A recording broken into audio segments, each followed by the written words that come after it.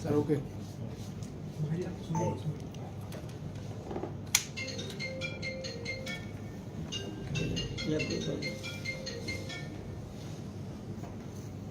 ইয়ে করে দাও, তাহলে অফ করে দেয়।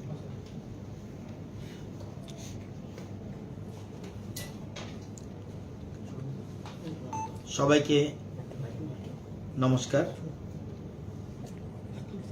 আজকে প্রজ্ঞা ভবনে director of agriculture, secretary agriculture, joint director, deputy director, DDA, SA, agri sector officer, block technology manager, assistant technology manager, agri inspector, এই লেভেলে প্রায় 300 জনকে নিয়ে বিশেষ কর্মশালা আমরা করেছি। আপনারা অবগত আছেন, আমাদের বিশেষ করে আমাদের রাজ্যে দুইটি ফসল, একটা আউশ খন্দ, একটা আমন খন্দ।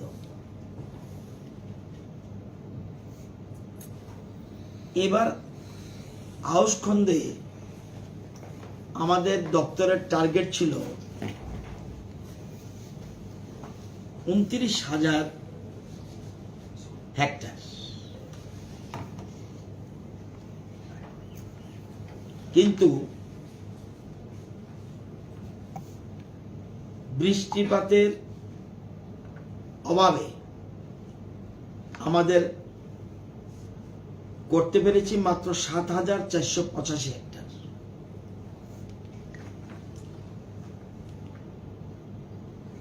আউশ খন্দে বৃষ্টি হওয়া উচিত ছিল নর্মাল 584 মিলিমিটার,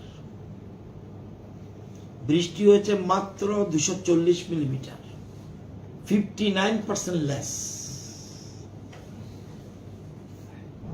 তাহলে আউশের যে প্রোডাকশন হওয়ার কথা, আমি ধানের কথা বলছি শুধু, সেই প্রোডাকশন অনেকটাই কমে যাবে। সেজন্য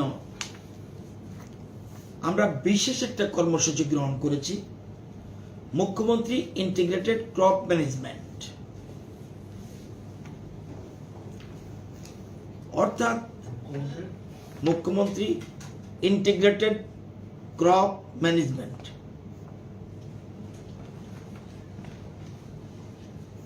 উদ্দেশ্য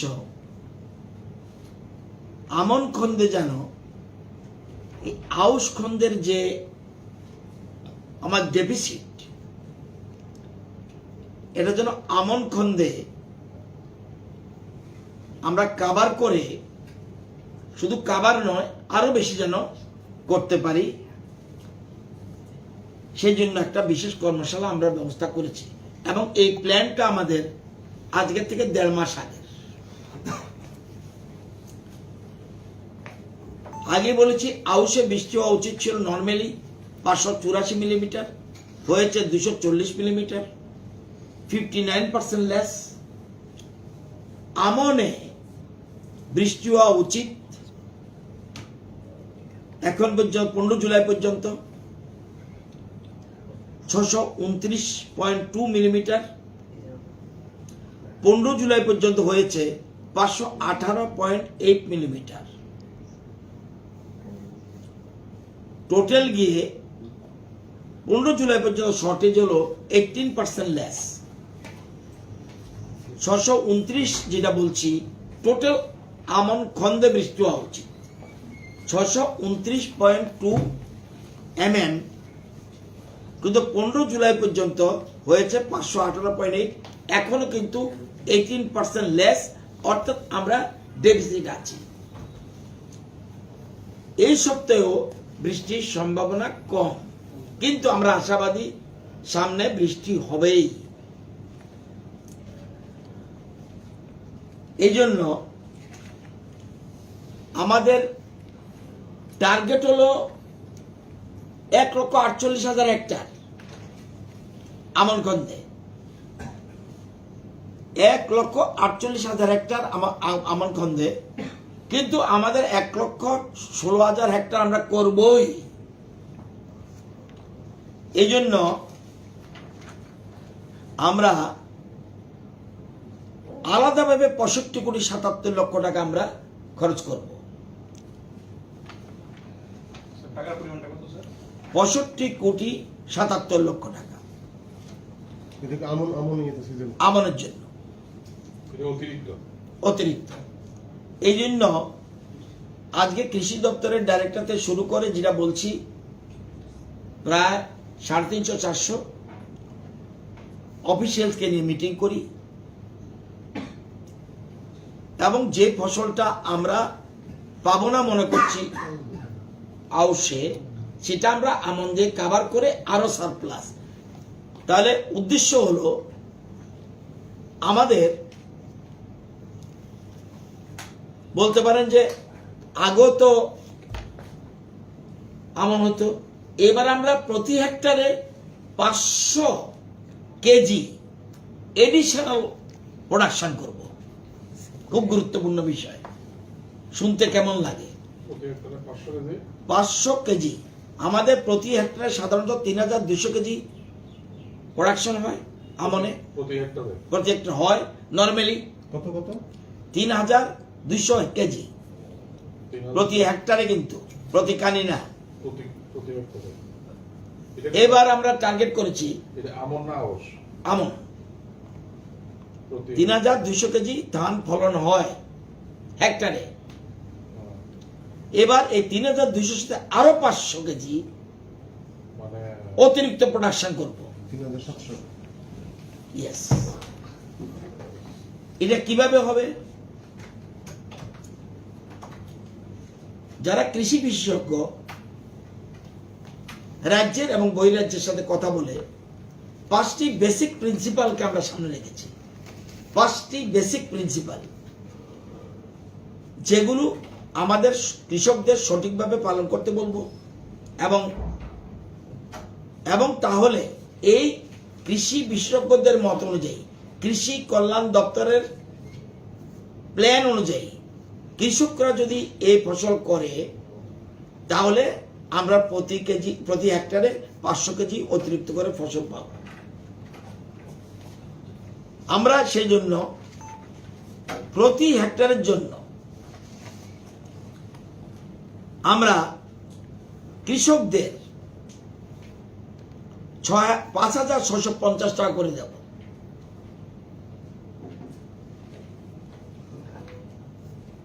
প্রতি হেক্টরে কানি যদি বলি 904 টাকা 6 পয়সা করে দেব প্রতি কানির জন্য কৃষকদের। হ্যাঁ, 904 টাকা প্রতি কানিতে। এর মধ্যে 663 টাকা তার অ্যাকাউন্টে চলে যাবে শ্রমদান টমদান সবকিছুর জন্য ডিবিটির মাধ্যমে। 663 টাকা তো আমি কানি বলছি, হেক্টরটা পরে বলবো। 663 টাকা তার অ্যাকাউন্টে চলে যাবে, প্লাস আমরা প্রতি কানির জন্য 6 কেজি ইউরিয়া দেব ফ্রি। এটার দাম 33 টাকা 36 পয়সা, ওইটা কিন্তু 904-এর মধ্যে থাকবে।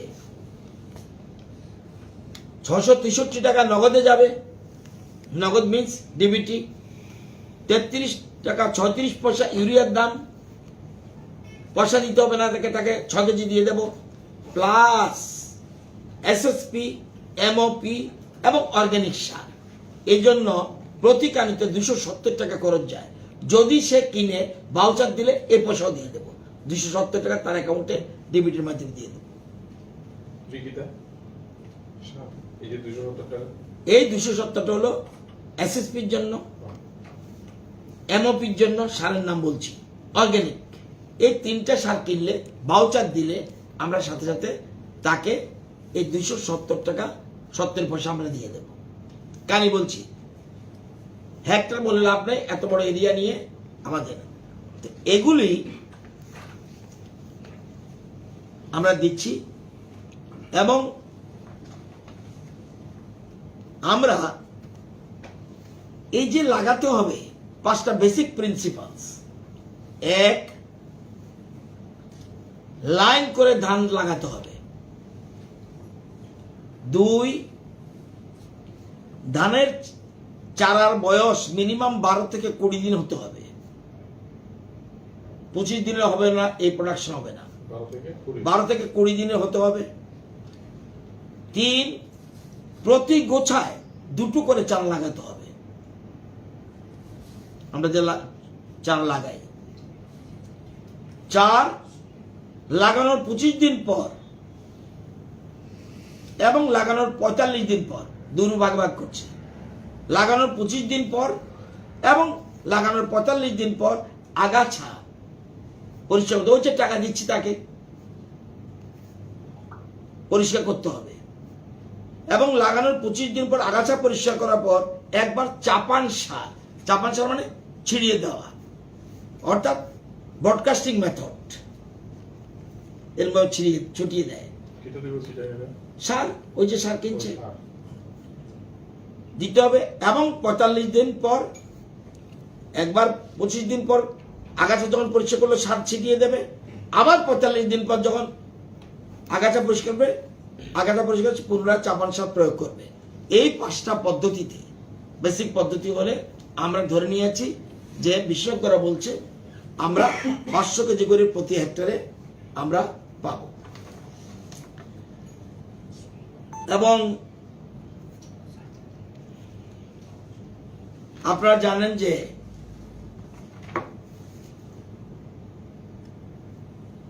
কৃষি উৎপাদনটার উপর আমরা সবচেয়ে বেশি গুরুত্ব দিচ্ছি। আমরা যত এখানে আছি, কৃষক বন্ধুরা যদি ধান চাষের উপরে গুরুত্ব না দেয়, তাহলে যারা আমাদের অন্নদাতা তাদেরকে যদি আমরা সাহায্য না করি, তাহলে আগামী দিনে আমাদের রাজ্যের জন্য খুব খারাপ দিন। সেই জন্য আমাদের সরকার কৃষকদের আয় ডাবল করার জন্য, অর্থাৎ ডাবল করার উদ্দেশ্য কি? ডাবল করার উদ্দেশ্য হলো সে ধানের চাষে যেন উৎসাহিত হয়। সেজন্য আমরা 15-16-তে এই রাজ্যের কৃষকদের আয় ছিল 6,580 টাকা মাসে, আর 20-21 হয়েছে 11,096 টাকা। 22-23-এর রেকর্ড আমরা এখন আসেনি, সার্ভে চলছে। 13,590 টাকা আমরা ধরছি আমাদের কৃষকদের মাসিক আয়। এবং তাদের আয় বাড়ানোর জন্য সহায়ক মূল্যে ধান আমরা 18 থেকে 22 সাল পর্যন্ত 1,71,000 মেট্রিক টন ধান ক্রয় করেছি,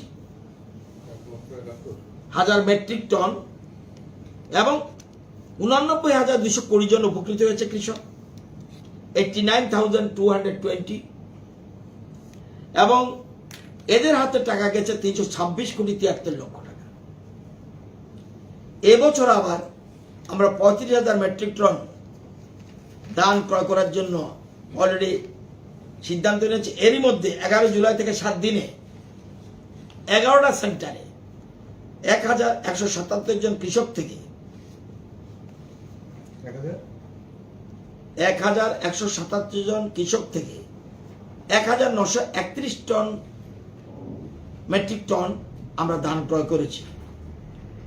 গতবার ছিল 19 টাকা 40 পয়সা প্রতি কেজি, এবার হলো 20 টাকা 40 পয়সা। 19 টাকা 40 বছর গতবার, এবার 20 টাকা 40 পয়সা ধরে আমরা, অর্থাৎ কৃষকরা যেন ধান খেতে লেগে থাকে, ধান চাষ করলে তাদের যেন কোনো ক্ষতি না হয়, তাদের জন্য আয় হয়, নতুবা আগামী দিনে আমাদের সকলের জন্য বিপদ হবে।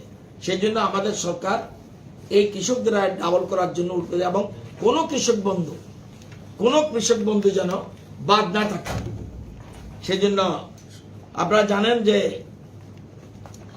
আমাদের এই যে বৃষ্টি কম হয়েছে, এতে একটা কথা মনে রাখবেন যে আমাদের সাউথ এবং সিপাহীজল আমাদের শস্য ভান্ডার, ত্রিপুরার শস্য ভান্ডার কিন্তু সাউথ অ্যান্ড সিপাহীজলা, গোমতীও কিছুটা, কিন্তু সাউথে এই যে বলছি বৃষ্টি হয়েছে, একটু আগে বলছি যে আমনও বৃষ্টি হওয়া উচিত ছিল 629 মিলিমিটার, 15 জুলাই পর্যন্ত হয়েছে 518, কিন্তু এক্ষেত্রে সাউথ একটু কম।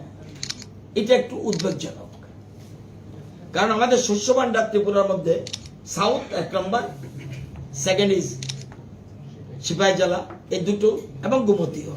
তো তারপরেও আমরা এখন যে বৃষ্টি 18% কম আর চলছে, কিন্তু আমরা আশাবাদী বৃষ্টি হবে, এবং এই জন্য স্পেশাল ওয়াটার রিসোর্সের সাথেও আমরা দপ্তরের সাথে কথাবার্তা বলছি, যাতে আমাদের যে 1,48,000 হেক্টর জায়গার মধ্যে 1,16,000 হেক্টরের মধ্যে আমরা যাতে 100% আমরা সফল হতে পারি, সেই জন্য প্ল্যানিং। আজকে যারা উপস্থিত হয়েছে আমাদের ফিল্ডে এই মিশনটাকে সাকসেস করার জন্য 1,006 জন কৃষি কল্যাণ দপ্তরের 1,006 জন director, joint director, deputy director, DDA, SA, agri sector officer, block technology manager, assistant technology manager, agri inspector, agri assistant, মানে ভিএলডব্লিউ যাদের বলে, টোটাল 1,006 জন আজকে প্রমিস করা হয়েছে আমরা এই 25 দিন কোনো ছুটি নেব না। সেকেন্ড, কোন রকম স্টেশন লিভ করব না। শুধু একজনই বলেছে আমার 20 এবং 21 তারিখ 2 দিন ছুটি, আর সবাই বলছে আমরা ছুটি নিচ্ছি না, স্টেশন লিভও করছি না। এবং এক্ষেত্রে আপনাদেরও সহযোগিতা চাই। কৃষিতে স্বয়ম্বর না হলে, যদিও আমরা ভারতবর্ষের মধ্যে প্রোডাকশনের ক্ষেত্রে আমরা 5th পজিশনে আছি, ফার্স্ট পাঞ্জাব প্রতি হেক্টরে 4,366 কেজি ধান উৎপাদন করে, second Tamil Nadu 3,574 KG per hectare, third Andhra Pradesh 3,395 KG per hectare, Telangana 4th position 3,327 KG per hectare, Tripura 5th position 3,044 KG per hectare. কিন্তু আমাদের জমি খুব কম, 2,55,000 হেক্টর মাত্র। সুতরাং এর মধ্যে আবার আউশ আমন কিছু কিছু জায়গা, আউশ তো সব জায়গায় হয় না, আমনটা অনেকটা জায়গাতে হয়, এবং সেইটার জন্য আমরা আজকে বিশেষ মিটিং ডেকে এবং আমরা কর্মশালায় বলুন, স্পেশাল মিটিংয়ে বলুন, আমরা এই যে মুখ্যমন্ত্রী, হ্যাঁ, Punjab 4,366 KG per hectare, first position in India. Second Tamil Nadu 3,574 KG per hectare, third Andhra Pradesh 3,395 KG per hectare, fourth Telangana 3,327 KG per hectare, আমরা ফিফথ 3,044 কেজি পার হেক্টর। আমরা চেষ্টা করছি তেলেঙ্গানাকে ক্রস করার জন্য, আমরা চেষ্টা করছি, কিন্তু বৃষ্টির উপর নির্ভর বেশিরভাগই আমাদের, বিশেষ করে আউশ ফসলটা জুমটা আমাদের বেটার হয়েছে, কিন্তু আমাদের হওয়ার কথা ছিল 29,000 হেক্টর, আমরা মাত্র 7,485 হেক্টর মাত্র আউশটা করতে পেরেছি। সেই জন্যই আমরা এই স্কিমটা, এই যে মুখ্যমন্ত্রী ইন্টিগ্রেটেড ক্রপ ম্যানেজমেন্ট প্রোগ্রাম হাতে নিয়েছি। বাজেটও আমরা দেখবেন, বাজেট ভাষণেও আমরা এই জন্য আমরা এবং আমরা জানেন যে শুধু এটা নয়, আমরা আমাদের 4 লক্ষ কৃষকের মধ্যে আমরা ফার্ম ফিল্ড স্কুল অর্থাৎ 1,10,118 জনের কাছে, এর মধ্যে প্রত্যেক পাড়ায় পাড়ায়, প্রত্যেক ব্লকে, প্রত্যেক গাঁও সভায়, প্রত্যেক জায়গায় আমাদের টিম গেছে, এবং সব গিয়ে এই 1,10,118 জন একদিকে লিফলেট বিলি করছে এবং হাতে কলমে কৃষকদের বুঝিয়ে দিয়েছে কিভাবে ধান চাষ করতে হবে, এই বিশেষ গুরুত্বের জন্য। এই জন্য আমাদের 2 কোটি টাকা কিন্তু এই ফার্ম স্কুলের জন্য আমাদের খরচ গেছে। প্রত্যেক জায়গায় কৃষকদের আমরা টিফিন খাইয়েছি, তাদের বুঝিয়েছি, এবং সন্ধ্যার সময় বেশিরভাগ স্কুল ক্লাস হয়েছে। ফার্ম ফিল্ড স্কুল এবং ফার্মার ফিল্ড স্কুল, এটার জন্য আমরা করেছি। 1,10,000 কে আমরা এর মধ্যে সবার কাছে বুঝতে হবে, এবং বিশেষ স্পেশাল ড্রাইভ দিয়ে আমরা আমন ফসলটা যাতে করতে পারি, সেই জন্য আমরা চিন্তা ভাবনা। মুখ্যমন্ত্রী যে ইন্টেন্সিফাই এটা বলে, এটা কি বাজেটে আসছিল না? ইয়েস, দেখবেন বাজেট ভাষণ মোস্ট প্রবলি আছে। ওয়েস্ট বেঙ্গলের প্রোডাকশনটা কত হয়? ওয়েস্ট বেঙ্গল আমাদের থেকে অনেক কম, আসামও আমাদের থেকে কম। টোটাল কৃষক কত? 4 লক্ষ কত বলে? কোনটা ওয়েস্ট বেঙ্গল? না না, ত্রিপুরা। না, ওয়েস্ট বেঙ্গল লেখুন, ওয়েস্ট বেঙ্গল 2984 কেজি। অল ইন্ডিয়ার থেকে আমরা বেশি, 2713 কেজি ন্যাশনাল অ্যাভারেজ। নর্থ ইস্টের মধ্যে প্রথম, নর্থ ইস্টে প্রথম আমরা, হ্যাঁ, নর্থ ইস্টে প্রথম। এটা আমার নিশ্চয়ই প্রথম অনু, যেহেতু অন্য কেউ নেই। আসাম আমাদের থেকে কম। আচ্ছা, আপনারা কি এসআরআই সিস্টেমে লাগাই? বললাম ওই তো সিস্টেম, যে 5টা বিশেষ আমাদের কৃষি বিশেষজ্ঞ বলছে যে লাইন ধরতে হবে, এবং দুটো বয়স 18 থেকে 18 বলছি 12 থেকে 20। অর্থাৎ আমরা আইডিয়া না থাকতে পারে যখন ধান, যখন আমরা এটাকে বলে চারা বলে, চারা যখন 12 দিন হবে, রোয়া রোয়া। চারা যখন হবে, এগুলি যে উঠাবো, 2টা করে চারা একসাথে গুজবেন, এটাকে বলে এরকম ভাবে গুজায়। এটা লাইন ধরে করতে হবে। এবং আমাদের কৃষক বন্ধু কেন্দ্র বলেন, বিএলডব্লিউ সেন্টার বলেন, কৃষি কেন্দ্র বলেন, সবগুলিতে আমরা যোগাযোগ করার ব্যবস্থা করছি, এবং সব জায়গায় আমাদের টিম পৌঁছার চেষ্টা করছে। আচ্ছা, আউশের পিরিয়ডটা কবে, কখন মাস থেকে কোন মাস, আর আমন কোন মাস থেকে? আমনের টাইম হলে এখন শুরু হবে। আজকে আষাঢ় মাসের শেষ দিন, নিশ্চয় বাংলা তারিখ জানেন না কেউ, তো আষাঢ় মাসের শেষ দিন আজকে, কালকে থেকে শ্রাবণ শুরু হবে বোধহয়। এই শ্রাবণ মাসটা ইম্পর্টেন্ট আমাদের। আপনারা মনে রাখবেন, অগ্রহায়ণ মাস থেকে ধান পাকে, অর্থাৎ আমনের পিরিয়ডটাই। আর এখন হলো আউশের কাটার সময়।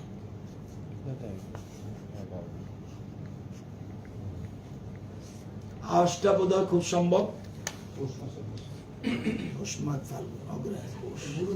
ওই না, বড়ুর পরে, বড়ুর পরে, বড়ু তো আর আলাদা জিনিস। আচ্ছা, আমরা এই টোটাল কৃষকের সংখ্যা কত? 4 লক্ষ কত বলে? এর কৃষকের সংখ্যা হলো 4,72,000। কথা বললে 4,72,000, কিন্তু সব ধান চাষ কৃষক আছে, ধান চাষের সাথে যুক্ত 4 লক্ষ রাইট অ্যান্ড লেফট। মানে এরা হলো মানে কোন জায়গা আছে, যুক্ত। যেমন আমাদের ওই ইয়ের দিকে আছে, ওরা ওইদিকে যেমন আমন হবেই না। কিছু কিছু টিলা জায়গা আছে, আমন হবে না। সামনে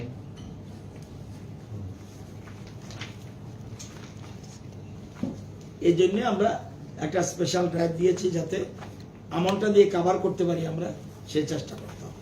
এই যে 5টা বেসিক প্রিন্সিপাল নিছে, এটা কৃষকদের কাছে পৌঁছানোর লাগি প্রোগ্রাম কি শুরু হয়ে যাবে? আগে গেছে। আচ্ছা, আমরা তো এই জিনিসটা করব আমাদের প্ল্যানিং 1.5 মাস আগে। আমরা যখন দেখছি আউশ মার খাচ্ছি, তখনই তো আমরা প্ল্যান করে ফেলেছি ইন্টিগ্রেটেড ক্রপ ম্যানেজমেন্ট। এটা আমরা প্ল্যান করেছি। পরবর্তী সময় বাজেটে মুখ্যমন্ত্রী ইন্টিগ্রেটেড ক্রপ ম্যানেজমেন্ট বাজেট ভাষণ থাকলে একটা দেখিয়ে দাও, নিশ্চয়ই আছে বলে আমার মনে হয়, থাকার কথা। এই যে 25 দিন সময়টা নিছেন আপনারা, এটা কি শুরু হয়ে গেছে না কালকে বা কোনো দিন? কোনটা? 25 দিন যেন মানে কৃষি যারা যুক্ত রয়েছে তাদের সঙ্গে কাজ করতে চায়। স্টেশন লিভ করবে না, এটা কত তারিখ থেকে? আজকে থেকে শুরু হবে। কালকের থেকে আর ছুটি নেবে না, ছুটিও নেবে না, স্টেশন লিভও করবে না। এটা ফোর্স করে কিছু নয়, সবাই নিজের স্ব ইচ্ছে বলেছে আমরা কোন স্টেশন লিভ করব। ক্লাইমেট চেঞ্জটা দেখা গেছে একটা বিশাল বিষয় কৃষির ক্ষেত্রে এবং মানে অন্য বাগিচা ফসলের ক্ষেত্রে। তো এই ক্ষেত্রে কোনো হোলিস্টিক প্ল্যান আছে কিভাবে? এটা আমাদের প্ল্যান আছে, সেই জন্য মুখ্যমন্ত্রী একটা রিভিউ মিটিং করেছে। ওয়াটার রিসোর্স, পাওয়ার, এগ্রিকালচার, হর্টিকালচার, পাওয়ার এবং ওয়াটার রিসোর্স, এই 4টা দপ্তর নিয়ে একটা মিটিং করেছে। এর মধ্যে আরেকটা মিটিং করব, কারণ ওয়াটার রিসোর্সের উপরে আমরা গুরুত্ব দিতে হবে টুডে টুমোরো। এবং আমরা এর মধ্যে বৃষ্টির জল ধরে রাখার জন্য আমরা প্ল্যান করছি। অলরেডি কিছু ব্যবস্থা হয়েছে, প্লাস চেক ড্যামের জন্য আমরা আমাদের একটা স্কিম আছে, সেই স্কিমের মাধ্যমে আমরা SLNA সংস্থাটা তারা এটা করে, তাদের মাধ্যমে আমরা এই ব্যবস্থা করছি। আর আমরা ট্রেডার মাধ্যমেও কিছু করছি।